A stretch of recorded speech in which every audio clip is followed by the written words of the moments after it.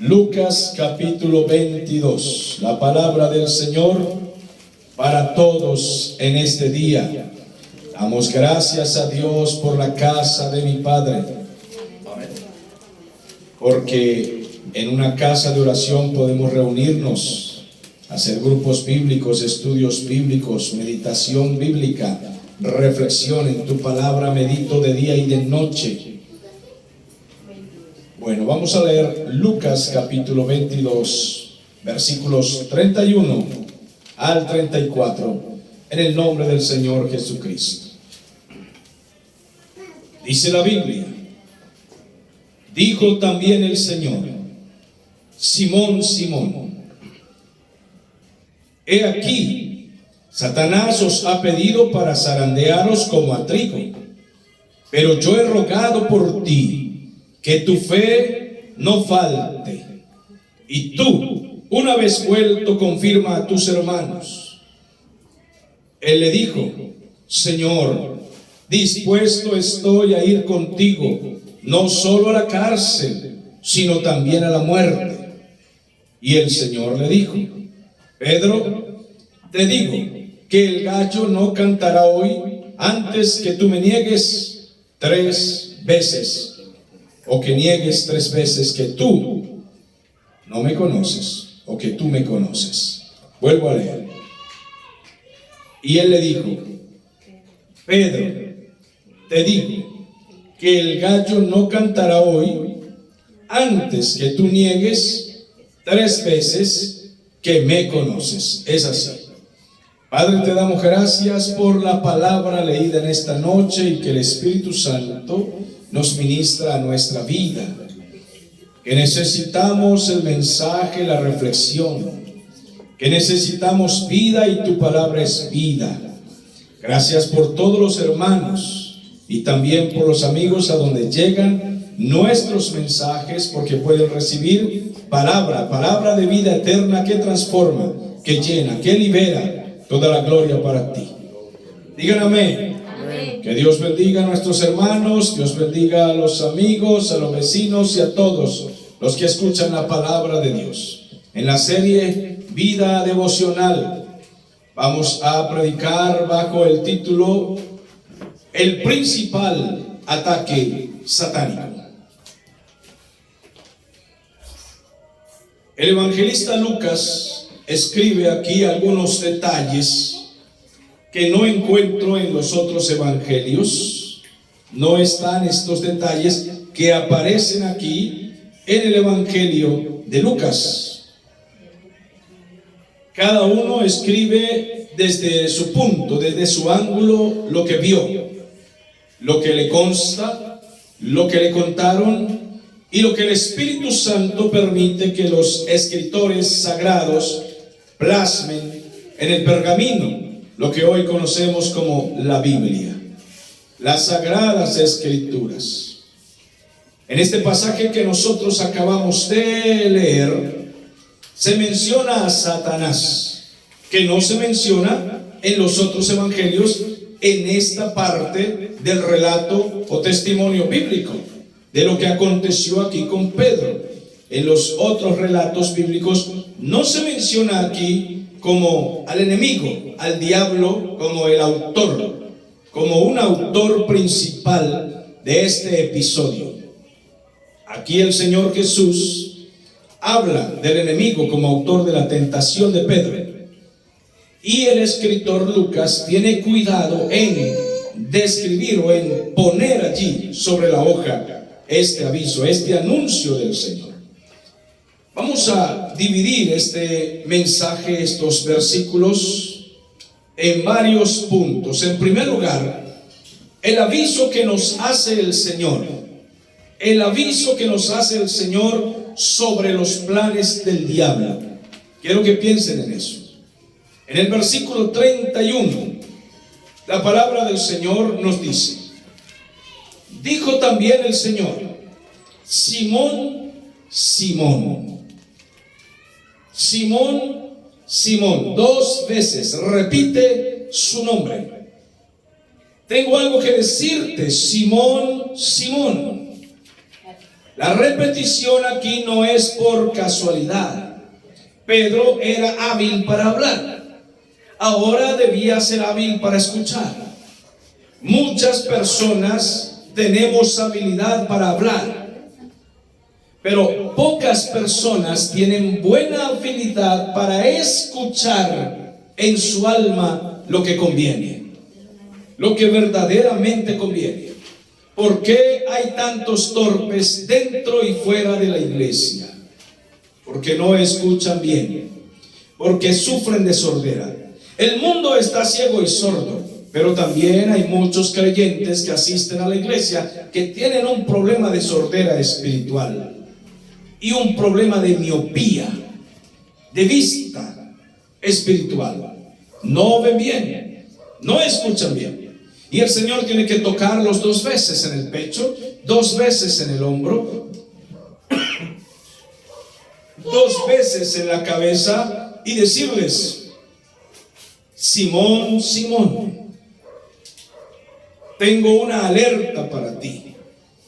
Tengo algo que debo advertirte. El Señor Jesús, el Espíritu Santo del Señor, siempre enviará avisos para todos los peligros que tenemos en el futuro. Quiero que cada mensaje que el Espíritu Santo nos permite escuchar y reflexionar, lo veamos como algo que Dios nos está hablando para esta noche, para la madrugada, para esta semana o para un año entrante. Quiero que lo veamos así, porque a Pedro se lo habló para esa misma noche. Simón, Simón, tengo una alerta para ti. Nunca nos dejará el Señor sin aviso, para que haya testimonio de que Él nos ha advertido antes. El Señor avisó a Nínive, el Señor avisó a Israel, avisó a Judá, envió predicadores para que hablaran y amenazaran a Babilonia. El Señor da advertencias antes de que las cosas ocurran. Cuando una familia no escucha, cuando una persona no escucha lo que Dios está avisando, algo va a suceder. A las familias, a su creación, al hombre en general, Dios le ha enviado avisos de los días futuros e incluso del fin de los tiempos. ¿Cuántos creen esa palabra? Dios siempre avisa. Veamos en segundo lugar, en ese mismo versículo 31, donde el Señor dice: Simón, Simón. Veamos ahora la petición que hace Satanás. En ese versículo 31, el Señor Jesús dice: Satanás te ha pedido. Satanás os ha pedido para zarandearos como a trigo. A todos. Pero le advirtió a Simón porque era el más próximo. A todos. El diablo ha pedido que todos los discípulos sean zarandeados. Y esto no fue solamente a los que anduvieron con Cristo en sus días, sino a todos los discípulos de Cristo en todas las épocas.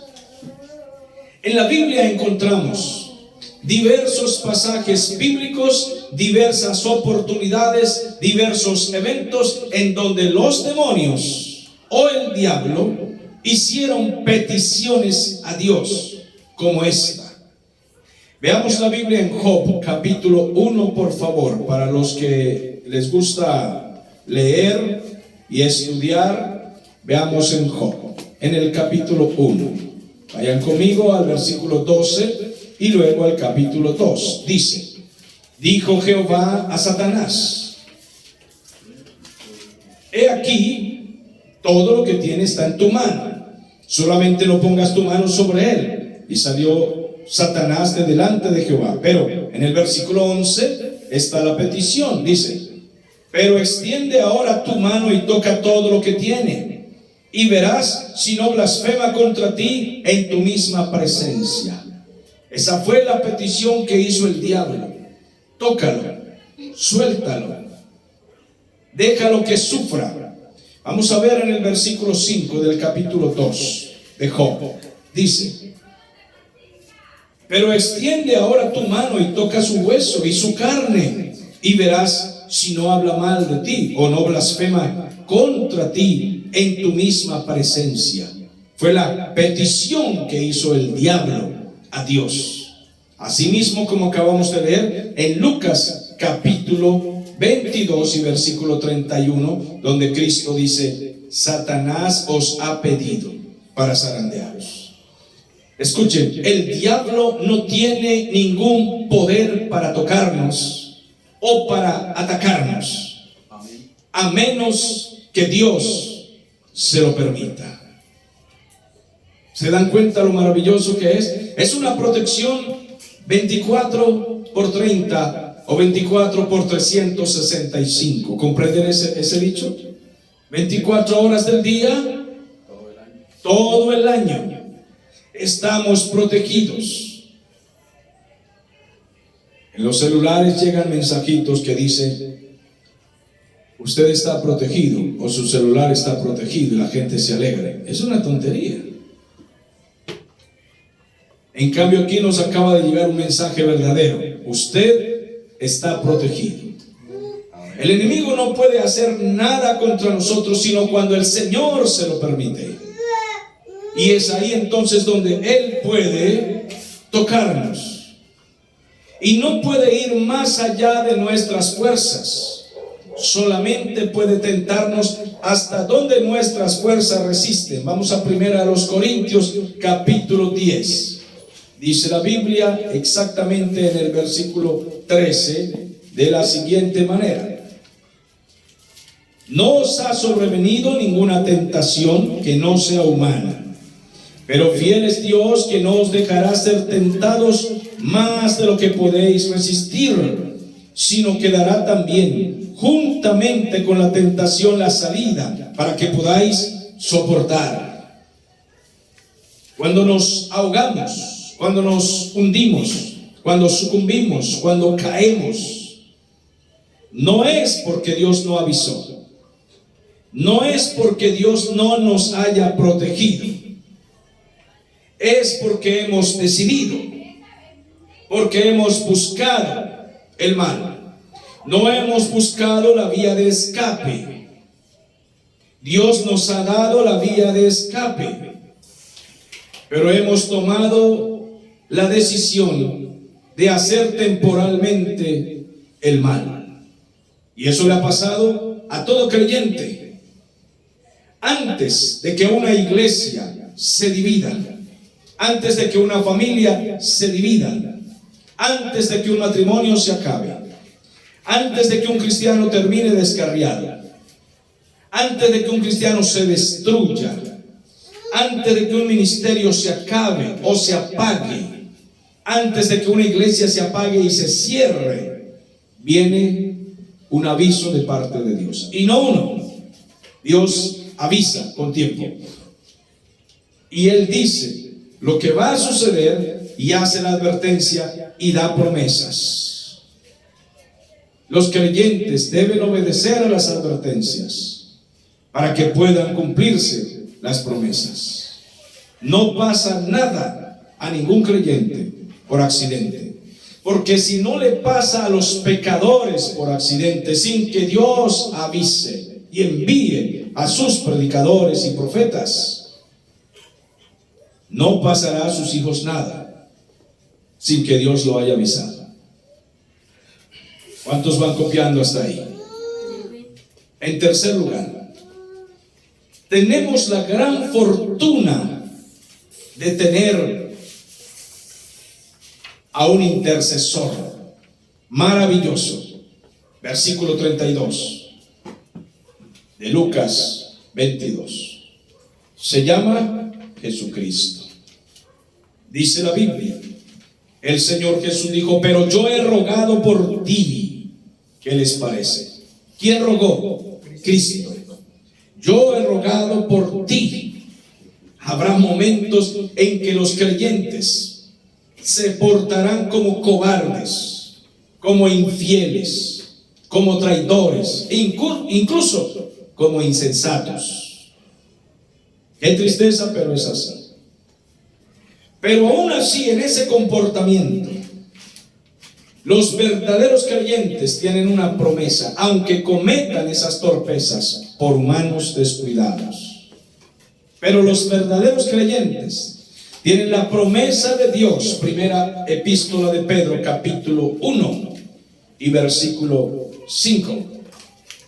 Esta es la promesa. Dice que sois guardados por el poder de Dios mediante la fe, para alcanzar la salvación que está preparada para ser manifestada en el tiempo postrero. ¿Cuál es la promesa aquí? Que seréis guardados por el poder de Dios mediante la fe para alcanzar la salvación. ¿Y qué fue lo que el Señor Jesús le dijo a Pedro? Dijo: yo he rogado por ti para que tu fe, cuando seas probado, tu fe no te falte. Qué maravilloso es el Señor. Nuestras torpezas, escuchen, nos causan disciplina. Nuestras torpezas y pecados nos causan pérdidas, ruinas. Hay gente que se arruina por sus torpezas y luego está: ¿y por qué me pasó esto? ¿Y por qué perdí aquello? ¿Y por qué perdí el carro? ¿Y por qué perdí el negocio? No deberían preguntar, deberían aceptar la situación. ¿Van comprendiendo? ¿Por qué perdí a la mujer? ¿Por qué perdí al marido? Bueno, ¿y qué quería? ¿Qué quería? Por allá una familia, el hombre se fue a beber con su hijo de 17 años. Yo tuve que atender esa familia. El papá se fue con su hijo a beber, se emborracharon, y cuando estaban bien borrachos, el papá le entregó la llave del camión a su hijo. Su hijo de 17 años manejó el camión, y viniendo borrachos se voltearon. Su hijo se mató. Y el lloriqueo de la mamá y el lloriqueo del papá: ¡ay, mi hijo! Eso no tiene sentido. No tiene sentido, no tiene ningún sentido. ¡Ay, mi hijo! Tan bueno que era. ¿Y qué quiere? ¿Qué espera? Ahora, esto lo hacen los impíos. Pero cuando los creyentes obran torpemente, también pagan una factura. Eso trae ruina, trae dolor, trae pérdida. No obstante, nuestro Dios, por su amor, Él con la cuerda nos jala de esa manera, con dolor. Y regresamos al camino del Señor, a veces sin un hijo y a veces sin un ojo. ¿Van comprendiendo? Dios trae sus hijos, a veces habiendo perdido todo. Después de que tenían, llegan arruinados y hasta sin un dedo y más. Porque a veces Dios opera de esta manera y permite estas situaciones con tal de salvarnos. Porque nuestra fe es para salvación. Dios puede hacer que perdamos todo y que comencemos de nuevo. Jeremías capítulo 18. Dice la Biblia así: palabra de Jehová que vino a Jeremías diciendo: levántate y vete a la casa del alfarero, y allí te haré oír mis palabras. Y descendí a la casa del alfarero, y he aquí que él trabajaba sobre la rueda, y la vasija de barro que él hacía se echó a perder en su mano. Y volvió y la hizo otra vasija, según le pareció mejor hacerla. Entonces vino a mí palabra de Jehová diciendo: ¿no podré yo hacer de vosotros como este alfarero, oh casa de Israel? Dice el Señor Jehová. He aquí que como el barro en la mano del alfarero, así sois vosotros en mi mano. Barro en manos del alfarero, barro para hacer vasijas útiles, barro que hace vasijas que a veces se echan a perder, incluso en la mano del Señor, porque se caen, tropiezan, fallan. En el caso de nuestro Dios no es Él quien falla, porque Él no es humano, es Dios perfecto. Es que la vasija se cae por torpe, porque esto es solo una metáfora. El alfarero literalmente puede fallar y una vasija se puede caer de su mano por torpeza del alfarero. Pero en el caso de nuestro Dios, Él es alfarero perfecto y no hay forma de que por Él se caiga una vasija. Mas nosotros somos vasijas torpes, que no obedecemos, que no escuchamos, que no queremos entender. Los seres humanos son personas que no quieren entender. No hay forma de que entiendan si el Espíritu Santo no les revela. Y el Espíritu Santo revela su verdad y la gente terquea contra las verdades de Dios y discuten con Él. Y lo que Dios dice no hagan, la humanidad lo hace. Hacen lo contrario de lo que Dios ha dicho. Pero también los creyentes, también los que conocen palabra, los que conocen Biblia, no es un mal solo de la humanidad que no es creyente, de la humanidad atea. No es un mal solo de la gente que no ha aceptado a Cristo. Es un mal que ocurre también en los creyentes, que yendo de la mano de Dios se sueltan de Él, se rebelan, se rebeldizan, dan la espalda, se caen. Entonces el Señor permite que pierdan todo. Algunos pierden empresa, otros pierden el hogar, pierden los hijos, pierden los bienes, quedan arruinados espiritualmente, físicamente, y el Señor entonces comienza a hacerlos de nuevo, vasijas nuevas, para que puedan volver a ser útiles. Nuestras imperfecciones y pecados retrasan la obra que Dios está haciendo en nosotros. Dios quiere hacer una obra en cada familia, en cada persona, en cada hogar, en cada cristiana. Dios quiere hacer una obra buena, maravillosa en cada persona. Pero cada ser humano, como dijo el profeta Isaías, todos nos hemos descarriado como ovejas y cada cual se apartó por su propio camino. ¿Han escuchado ustedes la frase, cada cabeza es un mundo? Pues así es.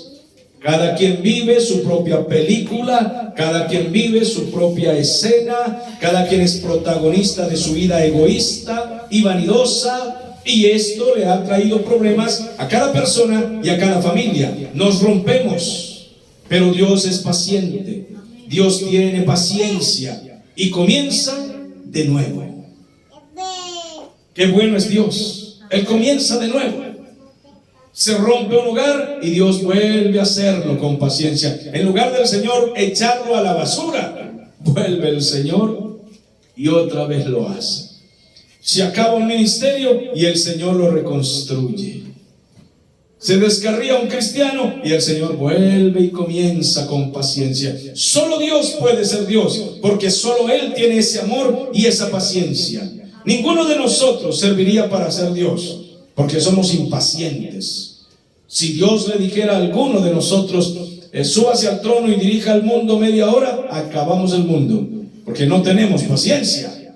Cuando uno mire a la tierra y ve a ese montón de gente mala y rebelde, uno se llena de rabia y comienza a acabar. Se voy a acabar primero con este país, después con este otro. Acabamos el planeta, en media hora lo destruimos. No servimos para hacer el trabajo de Dios. Dios es justo, pero Él es misericordioso y es paciente. Él es santo, pero Él sabe esperar. Y Él vuelve y comienza con cada persona y cada familia. Le damos la espalda, lo dejamos, olvidamos sus mandamientos, lo negamos, lo traicionamos, pero Dios vuelve y comienza con cada uno de nosotros. Dios es bueno, Él merece que el pueblo le diga gloria a Dios. En cuarto lugar, vemos cuál fue la intercesión de Cristo. No solamente es el intercesor, sino veamos cuál fue la intercesión. Está en el versículo 32 del capítulo 22 de Pedro, de Lucas, donde está la escena con el apóstol Pedro. Dice allí la Biblia en el versículo 32: pero yo he rogado por ti. ¿Y cuál fue la petición? Que tu fe no falte. Que tu fe no falte. Mientras Satanás pide a los creyentes para sacudirlos con la intención de destruirlos, mientras el diablo hace eso, Jesucristo pide al Padre que nuestra fe no falte. Eso es maravilloso. Pero además de Cristo como intercesor en el cielo, tenemos al Espíritu Santo como intercesor en nosotros.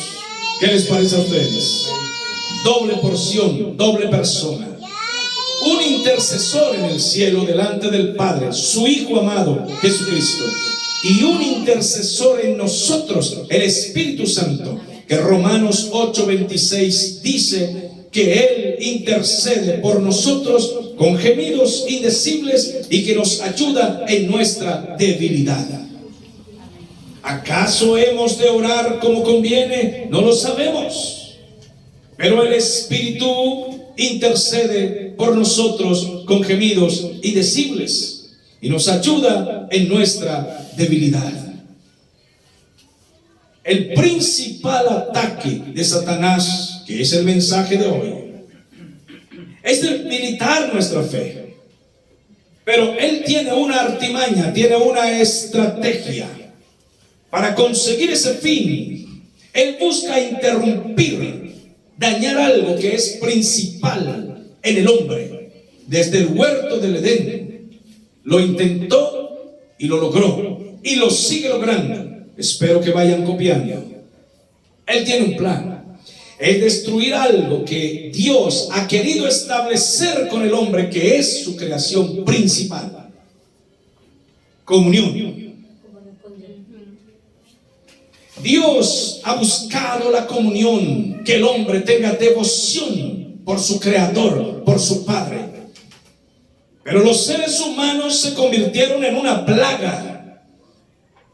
A veces es más fácil criar a un tigre que a un ser humano. Los cocodrilos le tienen miedo a los hombres. Cuando los hombres llegan a la selva, los animales salvajes huyen, se esconden. Porque el ser humano se ha convertido en una bestia irracional. Dios lucha porque quiere conquistar el corazón del hombre, de sus hijos, tener con ellos comunión y que haya en ellos vida devocional. Pero el enemigo tiene una estrategia: dañar, interrumpir, entretener a los hombres para que no busquen a Dios, no busquen el rostro de Dios. Él busca entretenimientos. La humanidad vive entretenida en cualquier tontería. Pero no solo la humanidad. ¿Acaso la gente que asiste a las iglesias no está entretenida? Sí lo está. Entretenidos en cosas mundanas, entretenidos sus sentidos. Los creyentes distraídos en tonterías se vuelven carnales y son piezas fáciles para devorar, para ser destruidos. Son piezas fáciles. Creyentes distraídos son creyentes debilitados. Creyentes debilitados pierden la fe, pierden la fuerza, pierden pasión y son tragados por el mundo y por el diablo. o vaya usted y encuentra en muchas partes cantidad de gente que dice: yo fui cristiano. ¿Y qué son ahora? Descarriados. A veces ya estaban descarriados dentro de la iglesia. Ya estaban descarriados. El enemigo busca distraernos, que se pierda. Busca nuestra rebelión para que se pierda esa comunión maravillosa, que es un privilegio que no le da Dios a todo el mundo, sino al que viene a sus pies, el que viene a adorarle. Es un privilegio. En quinto lugar, vemos en el versículo 32 que el Señor le entrega una misión a Pedro desde ya. Cuando Él lo restaura, o cuando lo restaure, le tiene una misión preparada. Ahí en el versículo 32, que está dividido en dos partes, la segunda parte dice: y tú, Pedro, una vez vuelto, una vez levantado, reconciliado, confirma a tus hermanos. ¿Qué significa eso? Los dolores de nuestros pecados, de nuestras flaquezas, no son en vano cuando nos volvemos a Cristo. Todas esas tristezas y experiencias duras pueden servirnos como ejemplo y lección para que enseñemos a otros cuando estén en esos valles oscuros y cometiendo las mismas torpezas.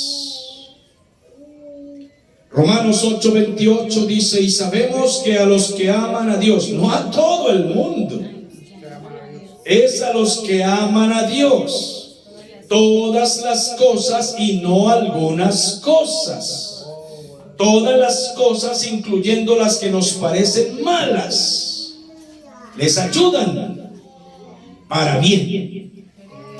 ¿Eso no es maravilloso? Dios merece el gloria a Dios. Gloria a Dios. Diga gloria a Dios. La niña quiere aplaudir. Aplauda sin temor.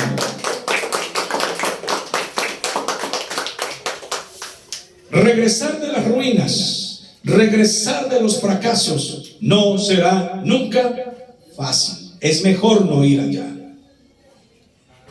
Pero los que logran regresar, no se arriesguen.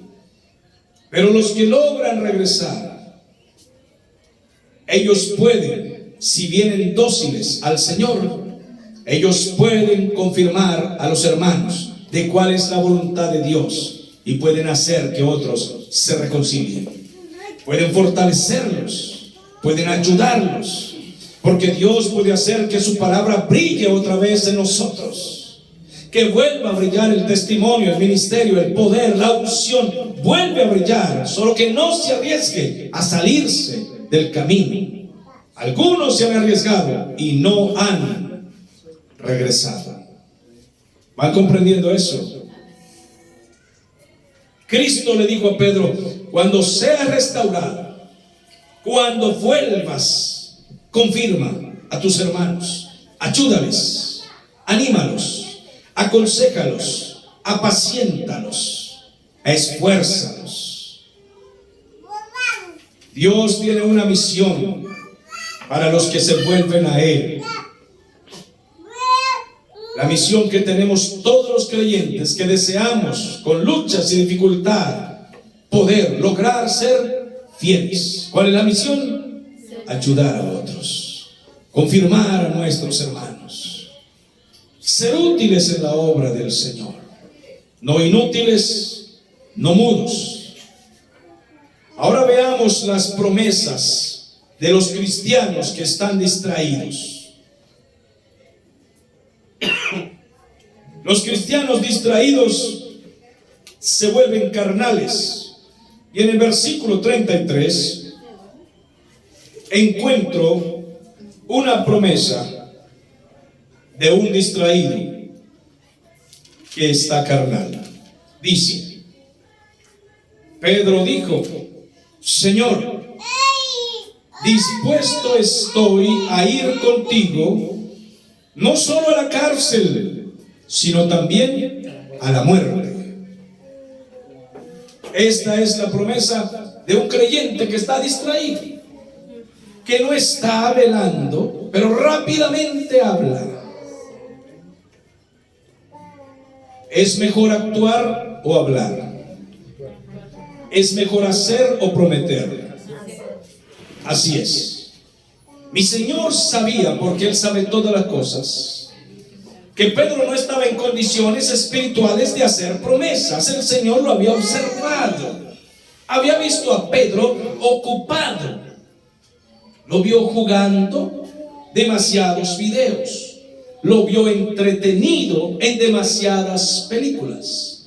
Vio a Pedro que se la pasaba por ahí distraído en cosas triviales. Y le dijo, no, Pedro, últimamente, estos meses, no te he visto tan espiritual como para que me prometas esto. Escuchen bien. Eclesiastés capítulo 5 y versículo 2. Vamos a leer. Eclesiastés 5, versículo 2 dice: no te des prisa con tu boca, tampoco con tu corazón. No te apresures a proferir palabra, a prometer cosas delante de Dios, porque Dios está en el cielo, Él sabe todo. En cambio tú estás en esta tierra, eres imperfecto, eres solo un hombre. Por tanto, sean pocas tus promesas, sean pocas tus palabras, tu bla, bla, bla. Poco. Debemos hacer más que hablar más. Esto le dijo el Señor a Pedro. ¿Cuántas veces algunos creyentes como Pedro prometen rápidamente?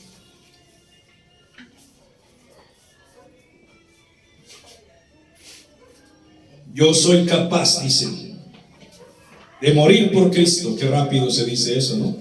Qué rápido, menos de un segundo. Yo soy capaz. Eso no dura ni un segundo, esa promesa. Yo soy capaz. Pero luego cualquier tentación, cualquier persecución, lo saca del camino. No que tú eras capaz. El asunto no es solamente comenzar bien. El asunto es perseverar y llegar bien. Hay gente que parece que comienza bien. Los viejitos tenían una frase mundana.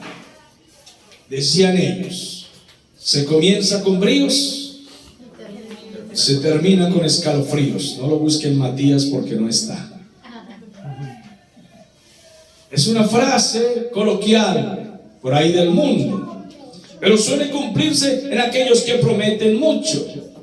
En una escuela comienzan miles de niños, y de esos miles en la universidad llegan unas pocas decenas de los miles de niños a la universidad. En los institutos bíblicos comienzan cientos de estudiantes para el ministerio y terminan poquitos para el ministerio. Mucha es la mies y pocos son los obreros. Muchos son los que se emocionan, pocos son los que perseveran. Muchos levantan la mano y dicen: yo te seguiré, Señor. Pero la primer prueba, al primer zarandeo, esta palabra zarandear es traducida, la etimología es sacudir, sacudir como se sacude trigo, para sacar la cizaña por aparte, como se sacude. Y dijo el Señor: ustedes van a ser zarandeados.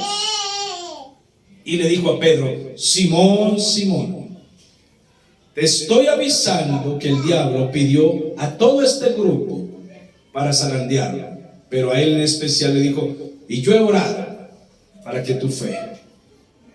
Porque el Señor sabía quién lo iba a negar, así como sabía quién lo iba a entregar. Que cuando se zarandea el trigo es para separar la concha del trigo, el trigo de la concha. Gracias por esa corrección, si es una corrección. El asunto no es solamente comenzar, sino llegar. necesitamos llegar. En el camino del Evangelio muchos levantan la mano y dicen: Señor, anótame ahí que yo voy y yo muero por ti. Pero el Señor Jesús dijo: no temáis, manada pequeña, porque es una manada pequeña la que llega arriba. Si usted puede hoy sentirse, saberse más bien que sentirse entre los llamados a ser salvos, diga gloria a Dios. Otro punto, el Señor Jesús reafirma la advertencia que le hace a Pedro. Esto es en el versículo 34. Y se la reafirma con conocimiento del futuro. Versículo 34. Le dice: Pedro, te digo que el gallo no cantará hoy hasta que tú me hayas negado 3 veces. O hasta que tú niegues 3 veces que me conoces. 3 veces. El Señor reafirma: el único que conoce todas las cosas es Dios. Él sabe todo. Él sabe todo. Por ejemplo, a Judas le dijo: tú lo has dicho. Cuando Judas preguntó: ¿seré yo maestro? El Señor sabe todo. Desde el principio sabía quién era el traidor que lo vendería, el que mete el pan en el plato. Pero Señor, todos estamos aquí cerca. Y Judas se acerca: ¿seré yo? Tú lo has dicho. Lo que vas a hacer, hazlo ya. Todos pensaban que era un mandado, alguna encomienda, llevar un dinero a algún pobre. Era: vaya y haga su venta. Podemos decir que el Señor duró 2 noches sin dormir, ¿no? Sí, señora. Esa noche fue Sí. la última cena. Y cuando ellos llegaron allí donde fue atrapado, o sea, agarrado por Fue esa misma noche. Él pasó la noche. Fue esa misma noche. Y la otra noche fue cuando lo azotaron o golpearon. Fue esa misma noche. Todo transcurrió en la misma Todo noche. transcurrió en la misma noche. Pero fue la noche más brutal, sanguinaria, incansable. Describir eso sería en otra oportunidad, ya lo hemos hablado, pero es bueno siempre recordarlo, siempre. Cuando hablamos mucho de nosotros mismos, cuando dependemos de nuestra capacidad, cuando creemos que somos invencibles, indispensables, tropezamos y caemos. Nadie es indispensable, nadie es invencible, a menos que dependa totalmente del Señor y reconozca cada día que depende del Señor. Señor, usted sabe que sin su fuerza no puedo. Señor, usted sabe que si no lo busco en oración, no recibo fuerza de su espíritu. Usted sabe que si no busco su palabra, siento que me muero de hambre. Debe ser así. No podemos llegar al final en nuestra propia fuerza y capacidad. Escuchen, atención. Si nuestro hogar no es espiritual, escuchen, ya está perdido. ¿Van copiando? Si el hogar no es espiritual, ya está fuera. Si la iglesia no es espiritual, es un circo. Que quede claro y se publique para las naciones y reenvíenlo. Si la iglesia no es espiritual, es un circo, es una payasada. Si el matrimonio no ora, si nuestro ministerio no es espiritual, ya está en peligro. Si como cristianos no estamos cada mañana caminando con Dios, la trampa está lista. Esta es la advertencia que hizo el Señor a Pedro. Ustedes van a ser zarandeados, pero he rogado por ti, Pedro. Es una advertencia para que ellos se afirmaran del Señor, para que le buscaran.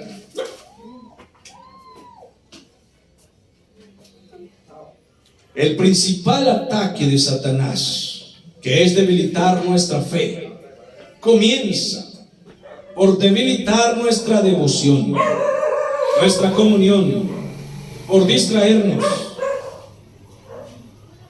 por ocuparnos de demasiadas cosas que son secundarias, que son triviales, que no son principales, y que a muchos jovencitos, como usted, directora de hoy, los hemos visto así de hermosos, sirviendo al Señor en su juventud. Y luego, ¿qué ha pasado? Hace pocos días hice un video que lo envié por ahí. Hay personas que me saludaron diciendo: terrible el video, de un jovencito que creció desde niño, lo ponían a predicar, lo ponían a cantar, se volvió un gran cantante, un artista, predicador tremendo. Fue entrevistado en iglesias, programa de televisión. Este señor famoso aquí de Cúcuta, de la mega iglesia, lo tuvo ahí, porque él aparece ahí en los videos. Era la estrella espiritual. Pero entonces no era una fe ni verdadera ni profunda. No era una fe bíblica, espiritual, porque de pronto algo cambió en él y se fue transformando. Se fue transformando al punto de volverse afeminado. De afeminado pasó a homosexual. De homosexual pasó a transgénero. Y al ritmo que va, si no se arrepiente y vuelve al camino del Señor, mañana terminará diciendo que es una mata de aguacate. Porque así es toda esa raza, esa especie extraña. ¿Ustedes creen que Dios no le avisó nunca? ¿Creen que Dios no le advirtió de la fama, del poder, del dinero, de la vanagloria, de creerse gran cosa? ¿Creen que Dios no avisa, o es que Dios esta noche no está avisando a los Pedros, a los Juanes, a los Tomás, a los Felipes, a los Santiagos? Dios avisa, Dios advierte. Debemos tener siempre la guardia en alto,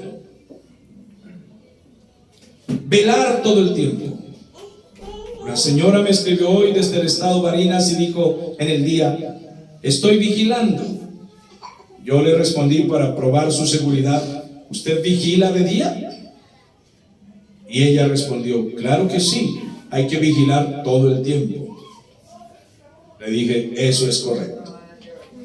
Tradicionalmente se nos ha dicho que el ayuno es solamente de día y la vigilia es solamente de noche. Pues no, el ayuno también puede ser de noche y la vigilia de día.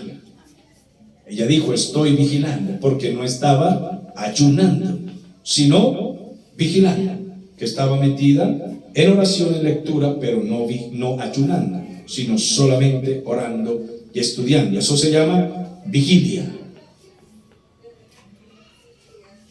Para esta serie, hoy he dicho la principal forma o el principal ataque de Satanás a los creyentes consiste en debilitar su fe. Y comienza porque abandonen su vida de comunión y de intimidad con Cristo. Que Él no sea primero ni sea su primer interés. Como dice la palabra del Señor en Apocalipsis 2, su primer amor, que debe ser el Señor. Diga conmigo: Señor, tenga misericordia de nosotros. Pónganse de pie y demos gracias a Dios por la palabra. Dios mío, gracias por la palabra leída hoy, expuesta hoy. Hemos hablado lo que está escrito, como el Señor avisó a sus discípulos de que esto venía, de que había peligro, mucho peligro, que se despertaran, que se estremecieran por orar, que no se dejaran confundir ni distraer, que era tiempo de velar, que ya venían los enemigos de Cristo aquella noche. Y Pedro habló demasiado, prometiendo mucho, y todos aquella noche cayeron. ¿No puede acaso así pasar a los creyentes hoy? ¿No puede acaso el enemigo hacer estos ataques hoy también? Poner toda clase de distracción y de presunción, de que algunos se crean muy fuertes en su propia carne. Auxílianos, necesitamos siempre tu guía, tu espíritu, tu palabra, tu bendición. Y gracias por hablarnos hoy. Y que nuestro Dios sea reverenciado por su iglesia. Y la iglesia, denle un aplauso a Cristo.